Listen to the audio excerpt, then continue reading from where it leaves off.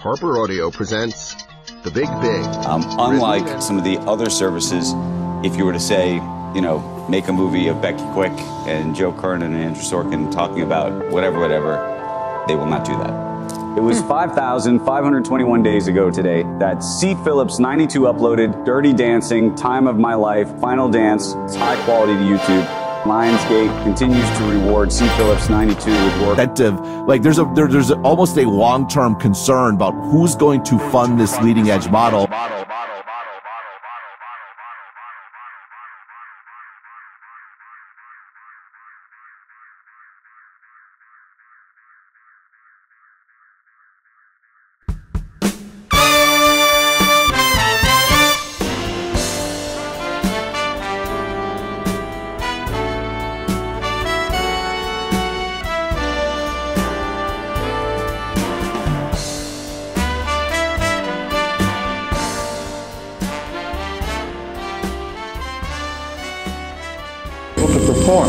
California. Now they're after the anti-consumer, the non-consumer. He's the real threat, and they've caught a few of them. Butler has a wonderful satire called Heroin. Snowfall. Oh, yes, exactly. The data's not very strong on that. So what? If computers can do it better than us, then what's the difference? Paranoia, though, comes from the phasing out of the American way of life by electricity. In an electric information environment, minority groups can no longer be contained, ignored. Too many people know too much about each other. Our new environment compels commitment and participation. We have become irrevocably involved with and responsible for each other. And so that's where we're heading, into a world of tight public morality and total immorality in the private sector, which is tribal. Tribal man doesn't have any private ethics. He has taboos. There are a few taboos, but there's nothing private about them. So from now on, our morality is going to be survival kit, and the tribal chief has to be perfect because their survival demands that. So going with that revolution then is we mentioned from hardware to software, which is the end of the old industrial age. The big business. I'm doing a book called The Second God. Yeah, is there any relation to the first one?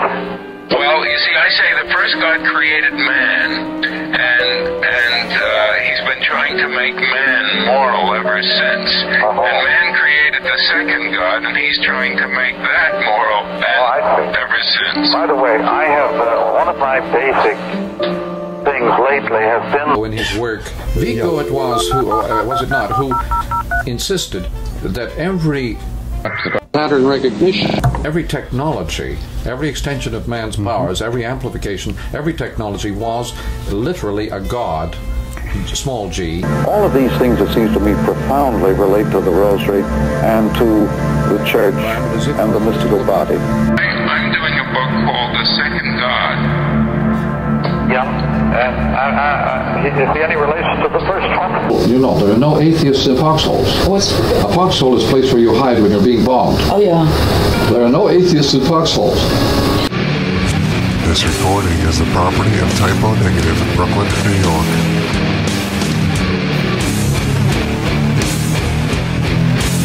That's a lovely thing. And as they say, that there are no atheists in foxholes. In like an organized religion, like... That's a basic principle. Now, in a written society, they're all allowed to be homogenous. This is typical. He makes statement after statement after statement. He doesn't develop them. And he wasn't looking at his time or his world. He was looking back at the old world. That God is dead, indeed. So anybody who's looking around for a simulated icon of the deity. It's the old Renaissance book religion versus new software masquerading as mystical body itself. In Newtonian or even Einsteinian guys might well be disappointed. He says aphorisms representing a knowledge broken. You invite men to inquire farther. I've taken children's recordings and shown that their concept of media is identical with their concept of God. Anyway, Look, now that's very important. The discovery that when you're on the telephone... That is the God that is dead. That is the only one that is being observed. The Newtonian universe, the God who manufactured that universe is dead. That's what Nietzsche meant. See, I was studying the effects of the church in literature, in history, in society. The discovery that when you're on the telephone or on the air, you don't have a physical body. Yeah. When you don't have a physical body, you don't have an identity. When you don't have an identity, you don't have any morals. Is the old Renaissance book religion versus new software masquerading as mystical body. So we've lost all, not only goals and objectives, all gone, but our ethics are gone. Now, as the private ethic disappears and private morals disappear, there suddenly comes a strange new need for public morals. This is the tribal. The tribal man demands absolute integrity of the chief, no fooling around. And the kids today don't give a damn about private ethics, but they are very deeply concerned about public ethics. Since Sputnik, the only thing you can design now is the whole planet. I believe Dagwood is very, very weak. Dagwood. Don't think you'll find any more panic about communism in North America. Well, it's receding, but... No, we've already moved over into communism. The new software environment is sort of tribal communism, isn't it? On a huge scale in North America, in the sense of accepting socialist services in the 20th century. So I mostly seem to IG Story. Politics have moved completely into show business, and increasingly so since Watergate. It is big show business. Totally. Policies no longer matter because whether your electric light is provided by Republicans or Democrats is rather unimportant. Is rather unimportant compared to the service. Debunking serious things and serious people. Erasmus's Praise and Following, Rabelais' Gargantua. These are Menippean satires that are debunking serious people. Who? Menippean.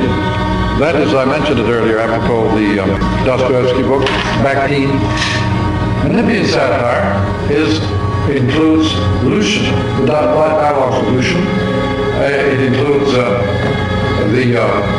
Petronius, the world of funny stories. Well, except they've become anything but free men. Well, go on now, you're philosophizing. And so the war is inwards is another way of saying that within our verbal world, our verbal universe, we have created a massive disorder, and transparency is an overlay, which is pure chaos. So the war is inwards. The war is in words. All my poems are on parole. Nice headline. Well, now let's cut.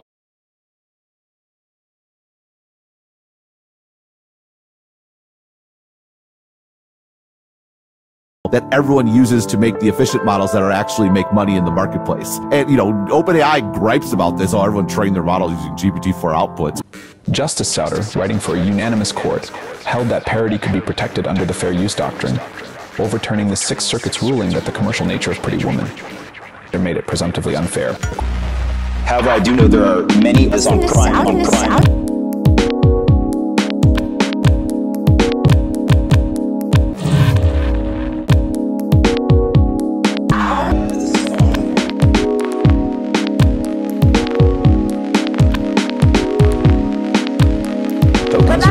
YouTube channel, and it is on Prime.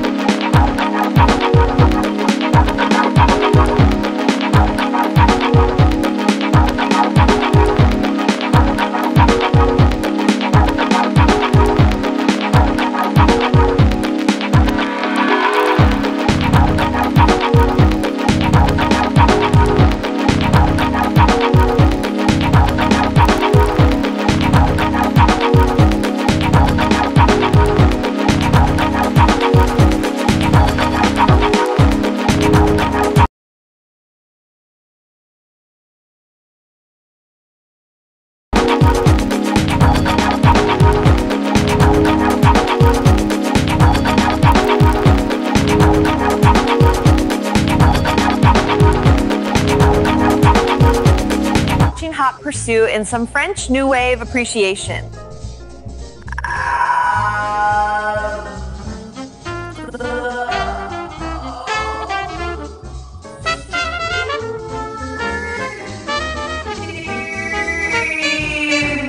French French New Wave appreciation of the auteur theory of movies that were made in America in the era of 2015. Let's just spend a minute on your critiques of these videos, because it was such a clever way. You approached it very forensically as a filmmaker and just kind of had some issues with the direction and the editor. Before that guy made people reevaluate their understanding of media, wrote that again. Mars the Cludoodle-Ludo, and through watching this on Peacock, they fulfill the sale of this Chevy truck via this movie, and whomever owns the movie gets a commission. Peacock, NBC gets a commission, and let's say a random access, as John Malone would say, a random access member of the public indexes. The exact match Chevy truck that pictures vehicles said Reese Witherspoon is driving in this film. In fact, the guy in picture vehicles may have done the indexing, and he gets some rep cap points or part commission for the sale. This, my friends, is the long-winded explanation that you probably still don't fucking understand. Maybe people call this shit something else. McLuhan Videos calls it MO34 Commerce. Whether Macy or somebody else sells the toy, it doesn't make any difference. Or Kringle Commerce. Hopefully through some miracle, this is comprehended without some fucking asshole saying, oh, that exists already. It fucking doesn't. Not like this, not inside the fucking video, no more characters for my voice. The convolution of these videos will continue then. Apologies about the swears. Aroshi, exigusimmer. Then they say profanity is the attempt of a weak mind to express it.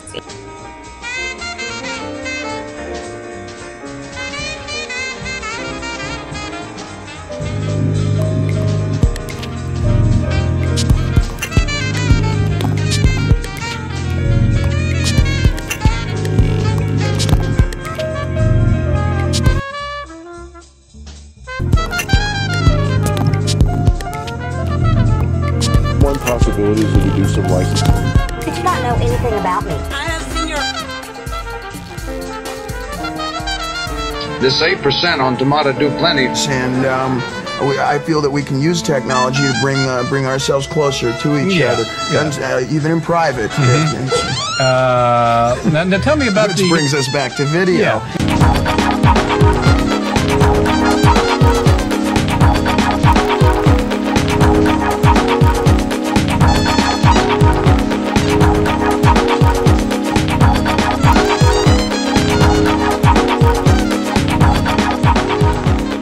Netflix simultaneously. There are many orbiting video index tokens, or VITs, in your YouTube channel, and Guaranteed you're already confused. It's only been 28 years. The dots are on items which open cards which are powered for dynamic commerce. And no fuck, it doesn't exist because you don't know the name of it, and having someone you know who knows someone who made the service depicted here that you still don't know the name of does not fucking count. Commercial nature of Pretty Woman. They made it presumptively unfair. Court stopped short of declaring this instance fair use. Court stopped short of declaring this instance fair use. Remanding to the district court for further fact-finding, though the case ended with 2 live crew paying for a retroactive license. Though the case ended with 2 live crew paying for a retroactive license. Though the case ended with 2 live crew paying for a retroactive license. Leaving key details about the music and its marketing absent from the briefs, opinions and analyses, making Campbell v. Aka froze a fascinating subject for postmortem forensic analysis. And, OpenAI gripes about this. Everyone trained their model using GPT-4 outputs, which is, as we noted, is a great irony given their liberal interpretation of the use of other people's sort of textual outputs. Imposing the cost of actual or potential copyright liability on the creators of AI models will either kill or significantly hamper their development, Andreessen Horowitz warned. And claim the generative AI programs represent new computer paradigm. Well, we're joining us right now is Anthony Pompliano, founder of Pomp Investments. Good morning to you. Morning. This has been a bit of a wild ride because we talked about sort of selling the news or selling the rumor, buying the.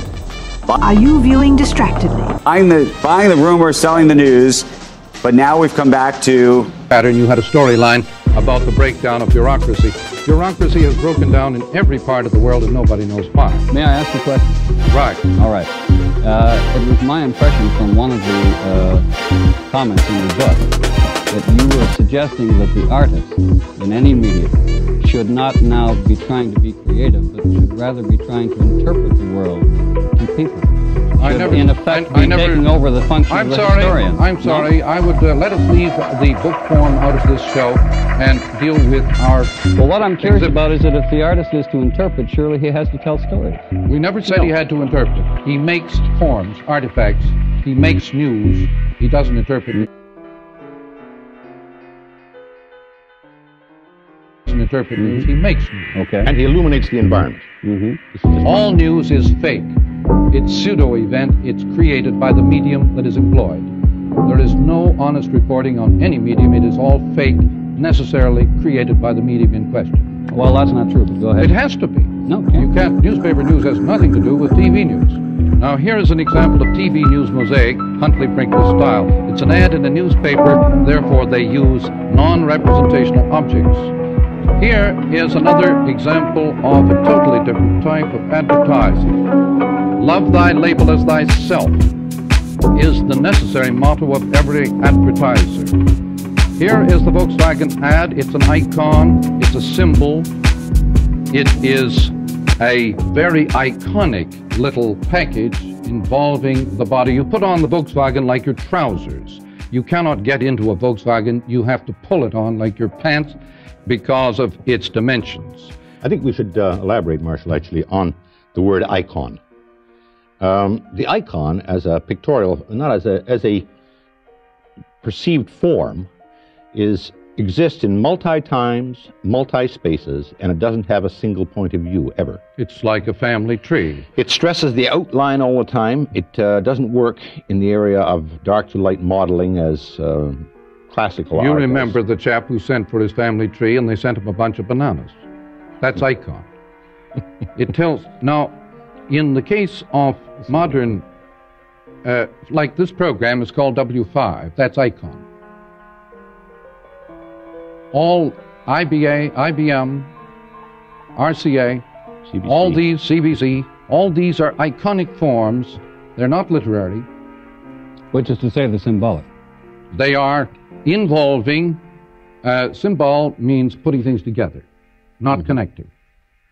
Anyway, the Volkswagen is a masterly art form of advertising in terms of the electric age. It is tactile, kinetic, and involving and acronymic. The acronym meaning letters. Now, that is a good TV image, and Honeywell, for example, flopped as an outfit compared to IBM because Honeywell is a miserable term to apply to a computer. It's a sticky job all the way, whereas IBM, for example, suppose Bell Telephone with its resonating symbolism were called the Blashmere system. We wouldn't have any telephones. The label has that much magical power in resonance and in creating imagery and acceptance. The Blashmere telephone system would never have created telephone service for mankind. Bell is resonant and acceptable. They didn't know this, and they still don't. This is a perfect example of a mix of media. You have a castle, you have old books, you have a 3-year-old child. Today, the TV child at 3 is gray and senile. He takes in the world with his mother's TV. At 3, he knows more about the planet through advertising than his grandfather ever knew in 60 or 80 years of life. Gray at 3, the TV child, is the lumpen proletariat, the new Marxist proletariat of our time. Go and see If, The Graduate. This ad, we were not interested in the content of the ad at all. It is iconic and symbolic. Highly tactile. Highly tactile, mosaic, no storyline. It's also very tactile. Here you have the world of the interval, of the chemical bond, of resonance, of quantum mechanics used in NASA, and so on. Here is the world in which there are no connections but only resonances. Here is a world of texture, extreme iconic bounding lines. Here you have powerful TV imagery. Because the TV image is not a picture, there is no shutter. It is only a finger in constant movement creating intervals. Charge of the light barricade, as Joyce called it. This is excellent TV. The copy is lousy TV. Are you brushing your teeth with secondhand water?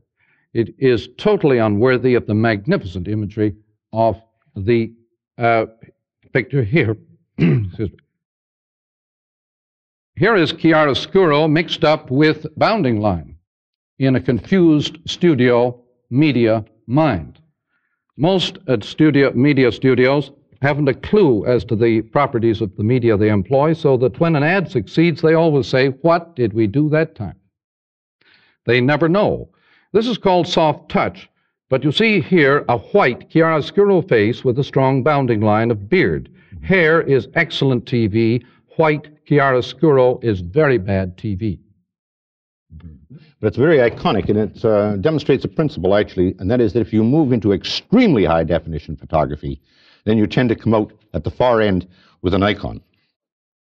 Yes. It's a reversal process. Yes. Well, would that mean, for example, gentlemen, that the large blow-ups behind you, which are part of our set, which are extremely high contrast? I hope they're not visible to the viewers. They're very low definition. Mm-hmm.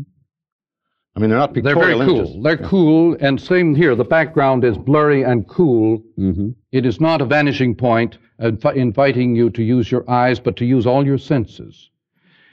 When we talk about touch, we mean the space that is interval, not the space that is visual connection. Visual space is the only space in which there is connection, Euclidean space. Touch is the space of the interval. The Chinese are the great masters of touch in the world, hence the great masters of electronic equipment. Alec Leighton, as a matter of fact, said, "To the blind, all things are sudden," thereby raising into conscious thought the idea that to the sighted man, to the man with a visual bias, nothing is sudden. This is a good example of today's Apollo 10. When you put a new environment around an old environment, you junk the old environment. The planet is now a garbage dump, thanks to the satellites. Or a museum. It is a museum or a garbage dump, a global theater where the kids can play ball and play games and do their thing out of doors. I used to talk about Global Village. I now speak more properly of the Global Theater. Every kid is now concerned with acting, doing his thing outside, and raising a ruckus in a quest for identity. He has lost his identity. Every child on the planet since TV has lost his identity and so becomes a violent force, a lumpen proletariat of Marxist violence. Because of TV? Because of electric speed-up of imagery. TV is the major force in achieving this end on this continent. Is that a good ad? That is a powerful example of iconic involving space, yes. The bounding line is entirely tactile. However, you can see, too, that it is garbage. The moon at our distance is garbage, a garbage dump. We'll have a better look at it in a minute. This is a nice clash of black-white, and mask, a mix of chiaroscuro and genuine mask. She is cast in the role of a spy, which means doing one's thing. It's not a job. It is a role. And so all kids today have lost their goals and are looking for roles. Because in a fast-moving world, the targets you aim at change faster than you can. All doctors are obsolete on the day of graduation, engineers likewise. You cannot have a position in the world from look at a goal which is not changing faster than the goal itself. This gal, as spy, has got a good role.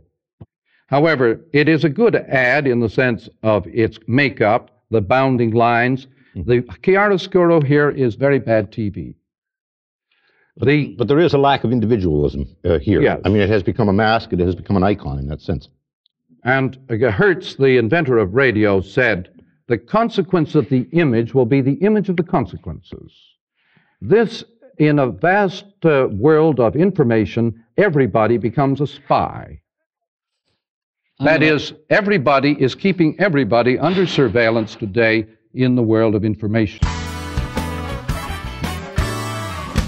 Now, Jay, I'm so glad you're healthy, you're recovered. You had some minor surgery last year. Yes. And we had John McEnroe come on to tell your story. Unbelievable.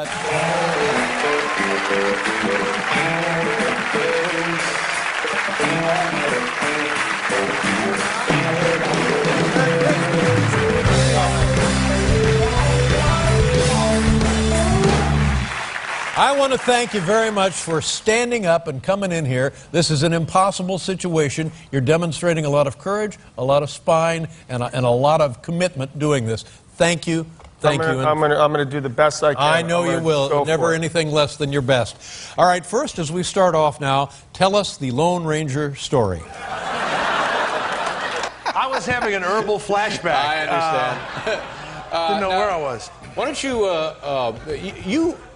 had quite a career. This is really on difficult. What's You the have matter? like a good angle. I don't. This is the format approximately of most of the talk shows, wouldn't you say, Art? Yes. At airports, they put chairs this way to ensure that people will never speak to each other. These are the space engineers who understand these problems. Now, in talk shows, people are not supposed to talk to each other. They are supposed to talk to the interviewer, which is a relic of the newspaper. The newspaper interview really is the format of the TV talk show and has nothing to do with TV. So having two people sitting side by side ensures that there will be no dialogue. And you cannot really talk to somebody who's beside you. You can whisper to them out of the back of your hand, but you cannot really dialogue because it's not an interface. We can turn our chairs a bit to each other. But the talk show as such is a pathetic thing as it exists on TV at present. Great television shows. You're on Murphy Brown, you were on Cheers, you were on other shows. I'm off all those shows. Yeah, now are you off TV forever? No, I'm not off TV. You're going on to movies, right? Well, sort of, because I couldn't get a TV job. Dave, as you know, I was a young disc jockey in Charlotte, North Carolina. We'd open car dealerships, right? Right. Where was I? So I'm in Charlotte, and I was a disc jockey for a long time. And I'm in Charlotte, and I used to open up dealerships, car dealerships. And the Lone Ranger worked for a big automobile concern. We'd go out and bring stuff for the kids, and the parents would come out.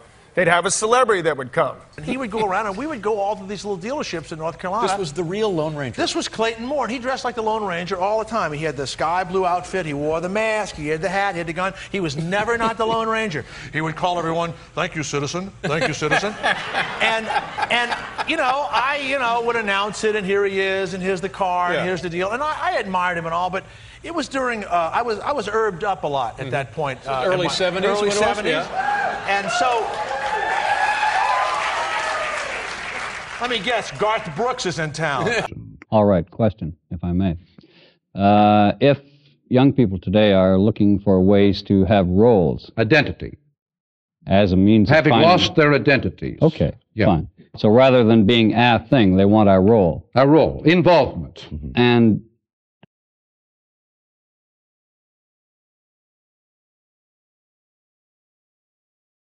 how does that relate to television or to visual things? TV offers no goals, no point of view, no perspective.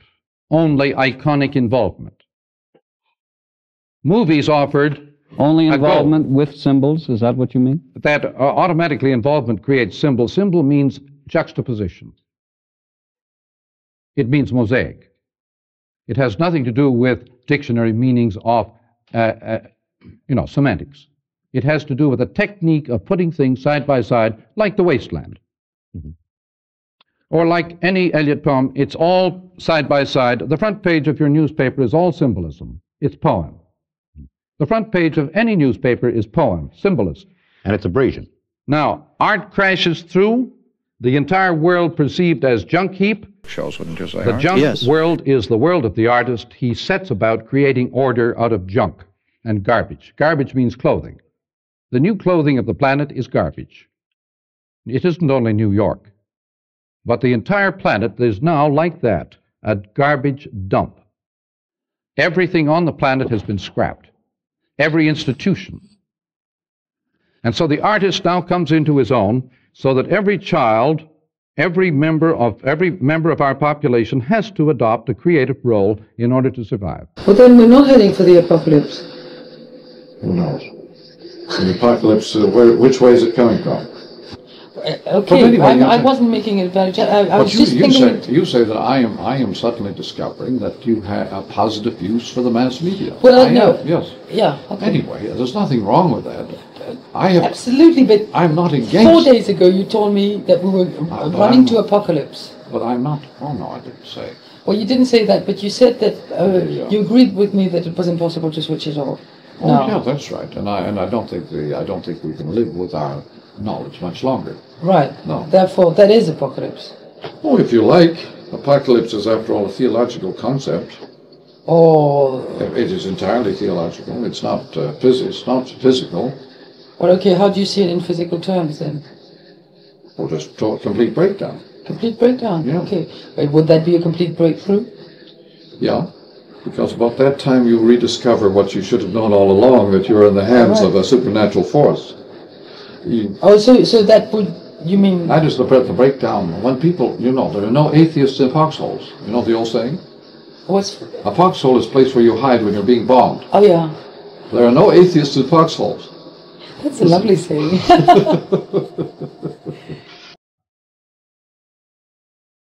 The world is now garbage, a garbage apocalypse. Is that a description or a value judgment? Neither. It means a tremendous opportunity to be creative. The Troy, Homer, is entirely concerned with a garbage dump. Mm-hmm. The Aeneid is entirely concerned with a garbage dump. So is Dante, so is Mr. Eliot and Joyce. Every great poet in the history of the world was concerned with the world as garbage. Do you think every great poet in the history of the world considered himself to be concerned with the world as garbage? Concerned with putting it back into order, these fragments I have propped against my ruins, says Mr. Eliot. There is no alternative in... The artist always prefers junk heaps to suburbs, you know. There is no order in a suburb. There's merely tidiness. My artist friend Wyndham Lewis used to say there was nothing more exciting than the sight of an abandoned breakfast table or lunch table, where you could see the lines of force of all those who had used the table. An unswept street shows all the lines of force of the whole population that use that street. It is a very exciting object to an artist. But to a suburbanite looking for his little, and a bureaucrat, it is not nice. As a matter of fact, Marshall and I, some years back, glanced over a fence and we discovered an old Chesterfield and a chest of drawers, remember, in a truck in this backyard, and we came to the conclusion that this was a kinetic order. It certainly was not visual order, but we could see very well that the people had carried that Chesterfield as far as they wanted to carry it and then dropped it.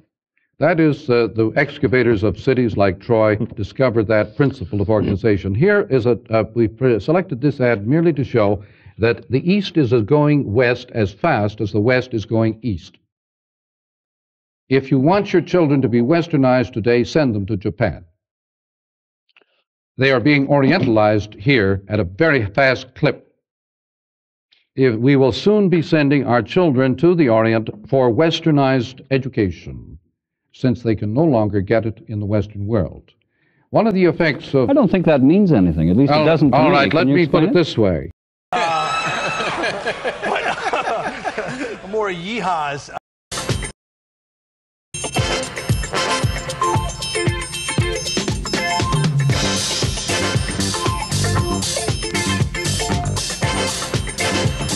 Live, The Last Tomorrow Show from Burbank, California, the entertainment capital of the world.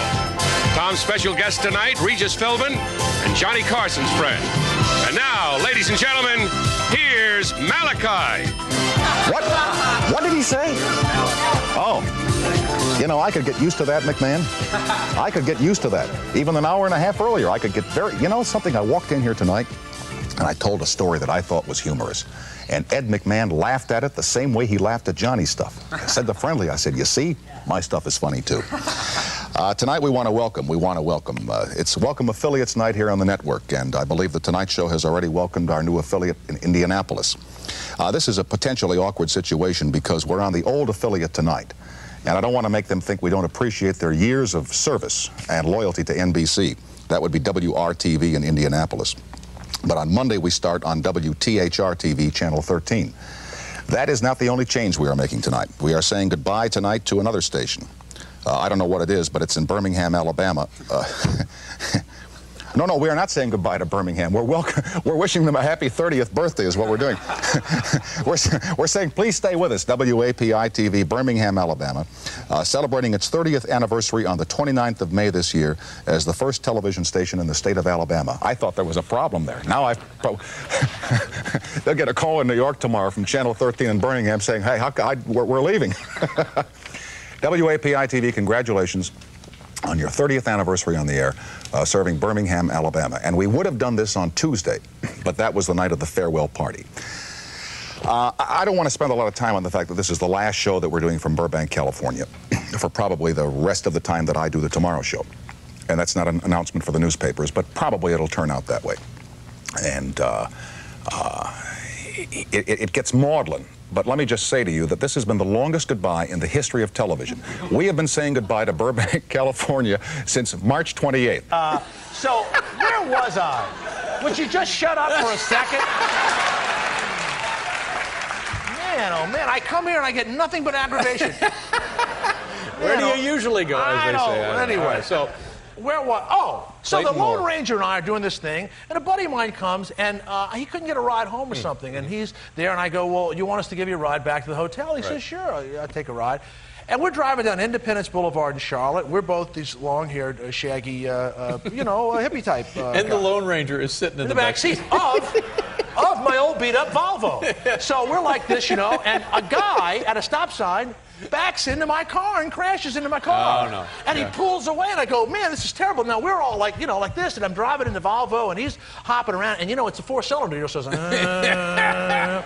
so I catch up to this Buick, and the guy's not aware of anything, and I pull in front of this middle-aged guy, and I hop out of the car, and I go, hey. He goes, what do you two want? I said, you smashed into my car. He says, no. I said, yes, you did, and I'm calling the cops. Yeah. People would come from everywhere. He says, oh, yeah?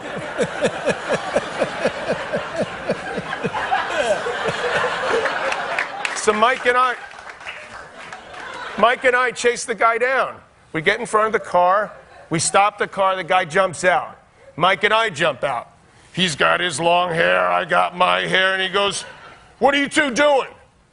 And I go, well, you crashed into my car. You broke my headlight. And he goes, I did not. And I said, yes, he did, and I'm calling the cops.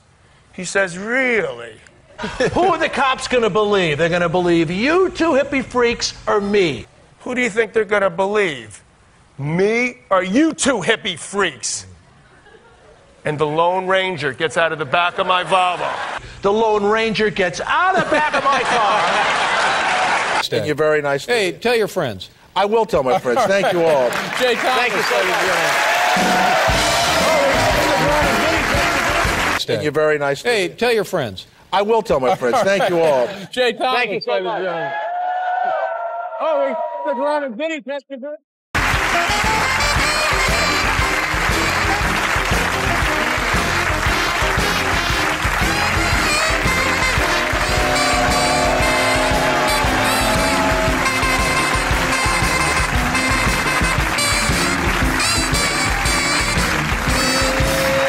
How do you do, ladies and gentlemen?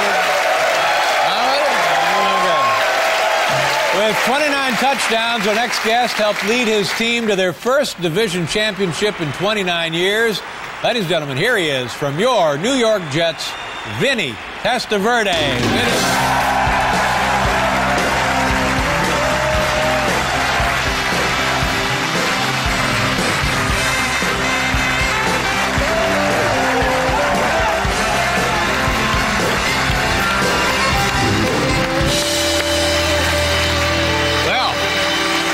Pretty good, don't you think?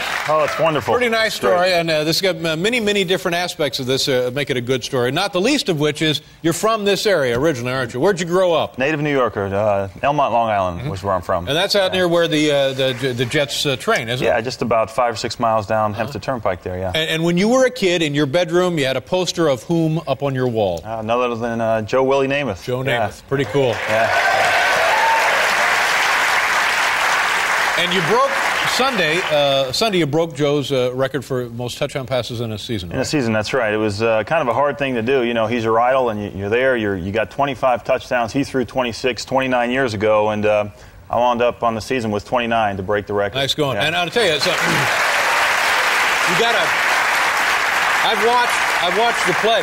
You got a gun, you got a rifle, you got a cannon, and a great quarterback as well. Well, thank you. Hey, you want to play the Late Show quarterback challenge? I'm for it. Yeah. Okay. Now tonight, usually we go outside, but it's too cold. We're going to shoot for the pastrami sandwich on top of the Christmas tree, and I don't know where we're shooting from. Where do we? Over here? You got balls over there? Okay, here we go. Paul, cover us a little bit, will you?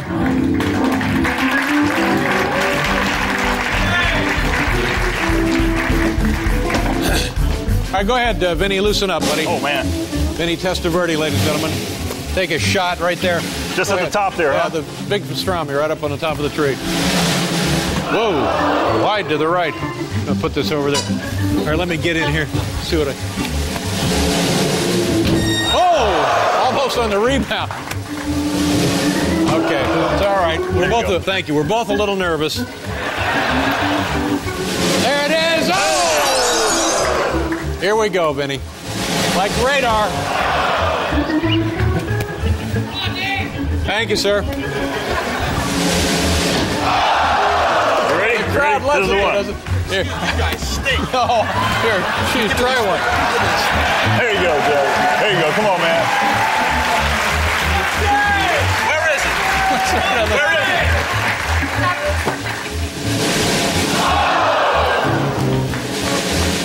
Go ahead, Jay. Go ahead. One more. Finish it off. We're running out of tape. Oh, what a cannon. What a gun. What a rifle. Oh!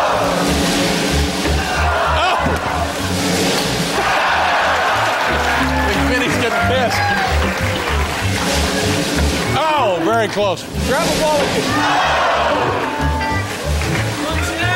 Wait a minute. Oh, it's my way. Kick one.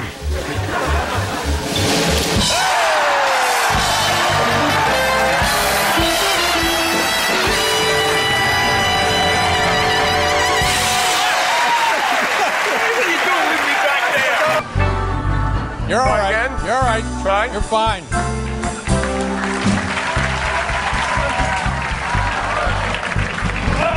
Oh, very close, John. Yes!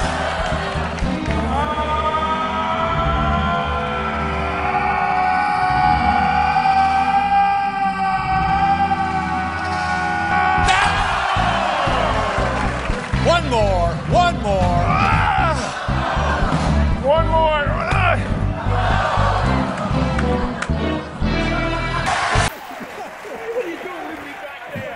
Who are the cops going to believe? They're going to believe you two hippie freaks or me. The Lone Ranger gets out of the back of my car.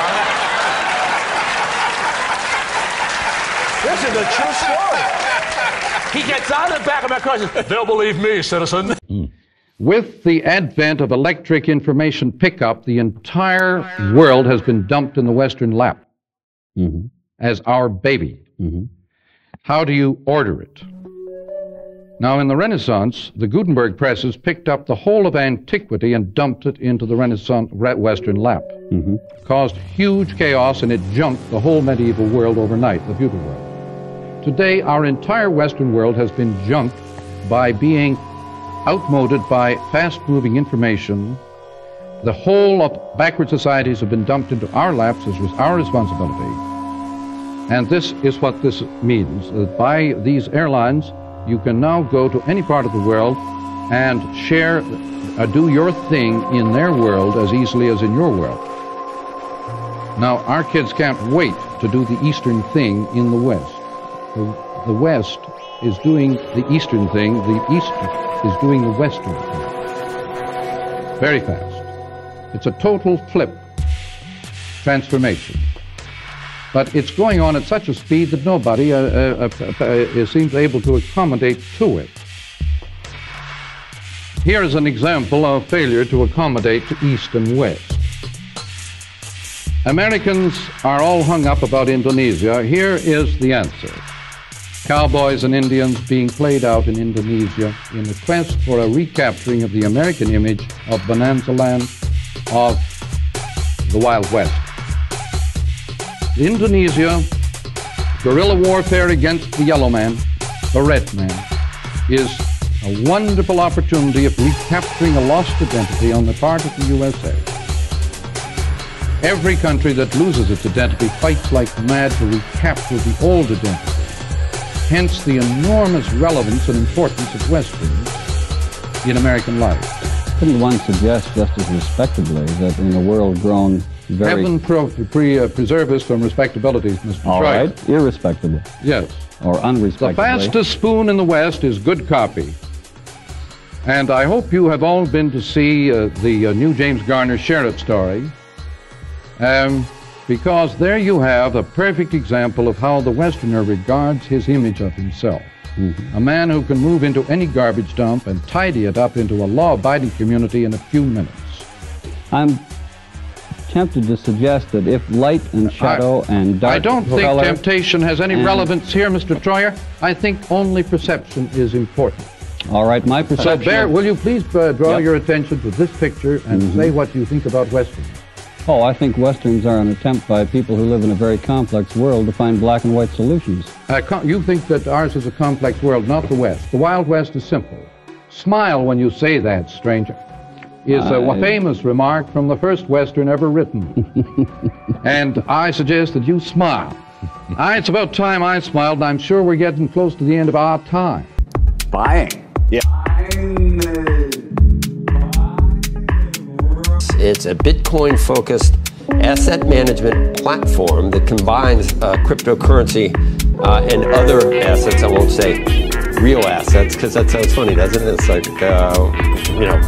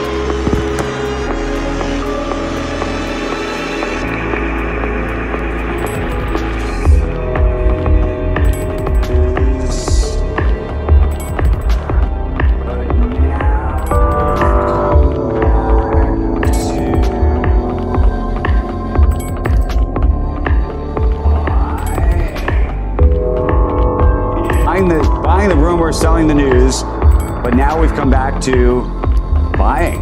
Yeah. I mean, look, the verdict's in, right? Wall Street doesn't just like C. Phillips 92. They love C. Phillips 92. If you think of these assets, channels, over 114 million active YouTube channels. We don't often get to 1 million likes with an OC video. However, in the first 17 years, C. Phillips 92 did using some CPM or curative pop culture management. This is more or less the message of every vid on the Fluent Videos every week. Now you have Videosity generating reputation capital context for any and all sellers, from your local garage sale to NBC, Universal, and the like. Now, how familiar is everyone with the film Dirty Dancing? I've still never seen it. Is it on Tubi? Actually, it might be. Excuse lanes. However, I do know there are many orbiting video index tokens, or VITs, on your YouTube channel, and it is on Prime and Netflix simultaneously. All of them, of course, licensing this from the Lionsgate-controlled Best Run Video. So, no, no. Who all has a guest? No, no, no, no. Guest? No. Too big, it's happened. Who's the best at it so far? TikTok. And it's not. Tell us the name of an influencer. She makes me saying either is right. Actually, everybody's probably overpaid at the top end. One idea I had is to say, as a good faith measure, both the executives and the most paid actors should take a 25% pay cut to try and narrow the difference between those who get highly paid and those that don't. It'll be known as the helpful store. Good night. Good night. Good night. Good night, Ari. Good night. Good night. I do about it. Yeah, didn't H&M get rid of returns altogether? It'll be known as the helpful store, the friendly store, the store with a heart. like even in-person returns, like you can't return anything from H&M or something like that. Yeah, it really is insane how customer service is like better when it comes to more expensive stuff. That's the thing about the live selling and the human interfacing is like I feel like it comes from a place where it's like we miss good customer service and like intimacy with the shopping experience. Instead, we're kind of like trying to feign some sort of intimacy by like creating a parasocial relationship with the live seller and like engaging with the community of people that are interested in the same things that you are while shopping. Little nuclear family. No, I these days I just stay in and read Amazon reviews. Most people read ads about things they already own. Of things I already own? So the kids today no longer feel limited to their little private families. They now feel part of a very much larger family. Going too far. Since most of the effects. They don't read things to buy them, I think I'm just looking for a sense of community. but to feel reassured that they have already bought the right thing. To see by like creating a parasocial relationship with the live seller and like engaging with the community of people that are interested in the same things that you are while shopping, right? Yeah, or at least like some semblance of expertise. Like the questions that people ask in these like TikTok live streaming comment sections are just like I want people to ask like, where was this made, you know? Or like what is it made out of? Yeah, I could see luxury. I would buy something luxury from a live stream if it was like actually authenticated. I brought in a Rolex watch that apps in China too, like TikTok's sister app Douyin and Pinduoduo, known for rock-bottom prices. Live streamers in China, known as key opinion leaders or KOLs, have made massive fortunes. There's entire boot camps devoted to the career craze of becoming a live stream shopping host. By saying a thing like that, I've been all over town trying to find that. You feel that way. At the Acme Toy Company on West 46th Street. Top creators build viewer trust through honest reviews. $4.50. Wonderful bargain. Reviews. The length on them is not super long. I feel like it's important to just... Macy's sending other people to other stores? The important thing is to keep the children happy. Whether Macy's or somebody else. Most important trait, in my opinion, particularly in the context of financial services. It doesn't discourage me because what Chairman Powell was saying is they don't have the authority now to own Bitcoin. I want to give it to them. I want our federal government to have a strategic Bitcoin reserve. Value or benefits in the U.S. government building a reserve of Bitcoin. And where we've seen trust break down is the trait of integrity. Now, integrity really comes down to your intentions and motives. And integrity is being really honest about whether your intentions... But I can only suggest that confusion of an extreme kind is the normal human condition in all sensory and perceptual matters. We have to go, but I have to make a point. Please. If anybody has the eye... And integrity is being really honest about whether your intentions...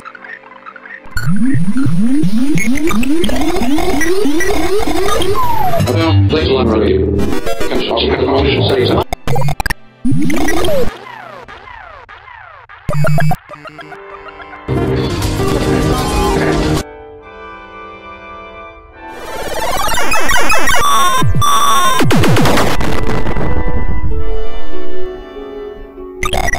Around on social will impact every single stock on the market.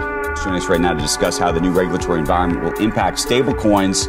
Jeremy Allaire is here. He's the co-founder and CEO of Circle.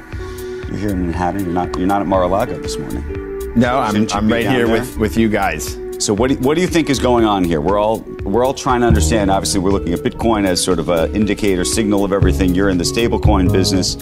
This idea that the Trump administration is going to embrace crypto means what? What does it actually mean in reality? Look, I think there's a bunch of pieces to this. I think the first is we've gone from an administration who, on many fronts was either outright hostile to or constraining of, this industry to an apparent administration and broad bipartisan support in Congress that actually wants to get good laws on the books, that wants to be constructive in rulemaking in the agencies, wants to get more of the market active and growing, get banks involved. And so it's a pretty dramatic shift from that perspective. But what is it when I say what does it mean in practice? Yeah. So you have a less hostile and maybe even embracing administration. But what does that mean in terms of new regulations, things that could be done tomorrow that couldn't have been done yesterday?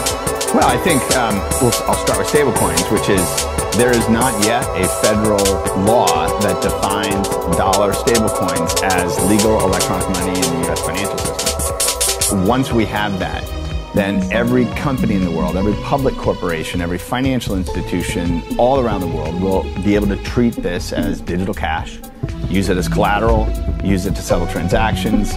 Its ability to be used on a mass scale in society grows dramatically. So that's a huge one, obviously. And then in crypto markets, there's sort of who looks over exchanges. That's sort of one thing. But the big thing is we need statutes that define what these different types of digital assets are. And so digital tokens are a huge innovation, and they're an innovation in economic incentives and others. And so we need laws that say, here's what a digital token is, here's how you offer one, here's how you distribute it, here's how end users can use it, whether it's a game or whatever it is. The best. TD Ameritrade, you got this. We're buying the rumor, selling the news, but now we've come back to... It is Finnegan's Wake time with Bree's Black Dress. Exactly.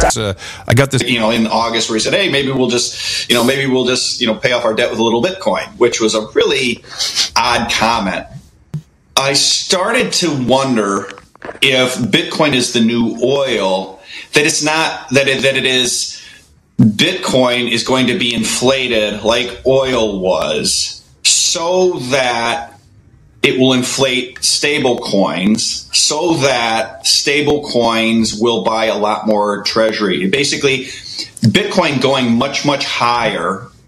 This treasury report showed that stablecoin demand for T-bills would soar. Actually, the jean shorts that Jennifer Gray wore, which has resulted in an evergreen purchase that is correlated to every other hourly comment made on this YouTube clip that I'd like to note, was uploaded approximately 2 years before YouTube's like button appeared. And so this has resulted in Levi's working with Vestron to issue C. Phillips 92, around 2,500 Roar coins, which to give you some understanding, Roar pairs with Doge, which pairs with XBT, or its more popular currency code BTC, which is about $5 every other hour for some ZLC that someone else did. That person gets 1,200 Roars plus 1/100% of C. Phillips 92's additional commissions from participating settlement companies like Macy's. Understanding, Roar pairs with Doge, which pairs with XBT, which is unsurprisingly still used for APIs. Is this like David Lynch's use XBT? I'm sorry, what is XBT exactly? What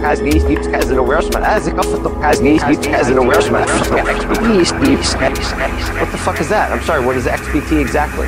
David Lynch's use of 10 or X as some sort of new level or number of completion. I remember seeing David Lynch on that Zip Davis channel. It was Dvorak on that show. And he had a phone with an X on it. I believe Leo Laporte hosted it. What were you going to say, Joe? I can tell you. I'm not going to say. Back to the question at hand, Videosity reported that it was babies cut off Levi's jean shorts that sell even now a pair an hour like some kind of transactional waterfall in a vaporwave shopping mall. ITM. So, and just to be clear, this is a different usage of X, not like that behind the scenes scene on the ZTA box with Laura Dern. This is XBT, and it's the application programmable interface currency code for Bitcoin. Software seems to have a problem solving things that are invisible. Is that what Pomp just said? Because I agree with that. Is that what this thing does, Curiosity? Indeed. Video Curiosity, is that what it stands for?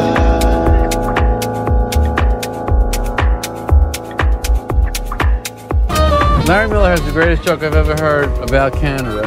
He says, you go to Canada, it's like as if aliens had captured you, brought you back to their planet, and rebuilt what they thought was Earth, but they could only see it through telescopes. And you would get out, they would release you, and you would walk into this, what seemed like America, and you go, oh, great, I'm home. And then you would slowly realize that something is terribly wrong. You'd go, Blue Dot Gasoline? The Ford Commander? What are these things? This is not my home. I'm not home. I'm impressed that you appreciate the humor of that as a Canadian. You really have a lot to accomplish. There's no shot that Meta, TikTok, YouTube, Google are not going to be yelling and screaming about this. X will have this. That's really the key. I have a different question for you. It relates to Bitcoin, but it definitely deals in crypto, which is there's a letter floating around in the last 48 hours.